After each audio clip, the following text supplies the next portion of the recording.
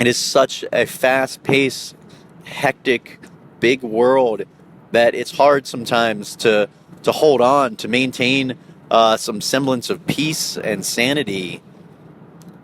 It's possible. I want to tell you, I'm here to tell you that it is possible. It is possible to take complete control of your life, to find total freedom, to find total peace.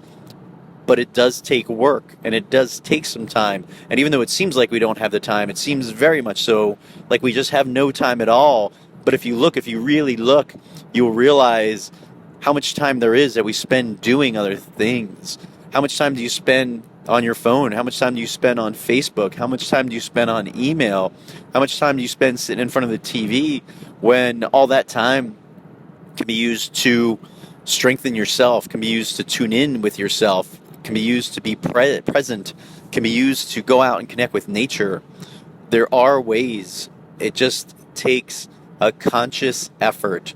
And I know that's difficult. It's difficult even for me. It's difficult sometimes to get out there and just realize and remember that there's an entire world out there. There's an entire earth created for us to enjoy, and it's right outside the window, and yet we trap ourselves in every type of box and confinement we can. We're in our house, in our room, in our car, on the way to the office, sitting in our office, sitting in our cubicle, to get back in our car, to get back home, to sit on a couch in a room in front of a screen.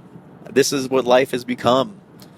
And it's not the way it was meant to be. It's not what we are here for. It's not what we were created for. Now, don't get me wrong, it's all part of it. It's all part of it. It's all part of the trip. It's all part of the journey. It's all part of this giant arc of evolution that is humanity's trip on Earth. But it is time. It is time for us to snap out of it. It is time for us to realize that we are in this funk. We are in this endless cycle. And although we are progressing, it is at a much slower pace than I believe we should be going at. I think that the time is right. There's so many people stepping out. There's so many movements. There's so much togetherness happening. People are finally bonding in masses over things that they want to change. The world has gone green. The world does no longer stand for massive greed and backstabbing and thieving. People are standing up for themselves. They're ousting the wrongdoers. They're asking for justice. They're marching on the White House. People now, they're stepping out. Me Too campaign. Silence is no longer okay. In fact, speaking your voice is the new requirement for life, for living here at this time. And it is the right time for all of us to stand up, to speak out, to walk out, to demand the life that we are owed, that we together can create.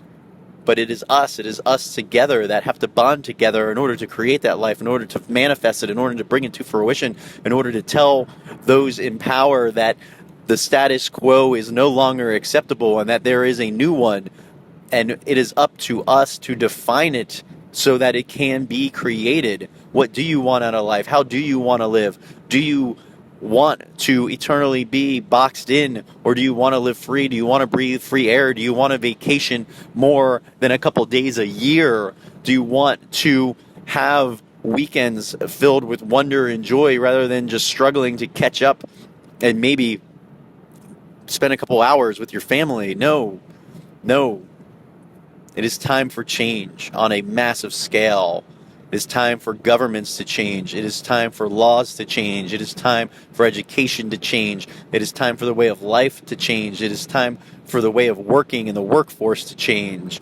I mean, we live in a capitalistic society where all we do is we sit and we create products to sell, and then other people sell them and other people buy them, and it's an endless cycle of just buying and selling and making, and then what happens? It all ends up in the trash because nothing is made like it used to be. Everything's made to be thrown away, and where does it go? Where is it thrown away? All we're doing is trashing our own planet, our own home.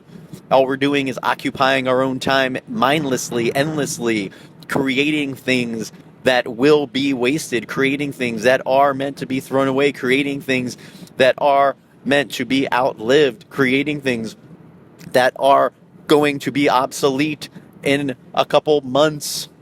Why? Why are we living this way? Why have we created this world? Why are we functioning this way? Why? Does it make sense to you? It doesn't make sense to me. And I'm not putting down technology. I love it. It's a wonderful thing. I'm using my technology right now. I'm speaking into a phone while I'm driving. Why? Why are we in this world and life and society where all we do is create, buy, and sell?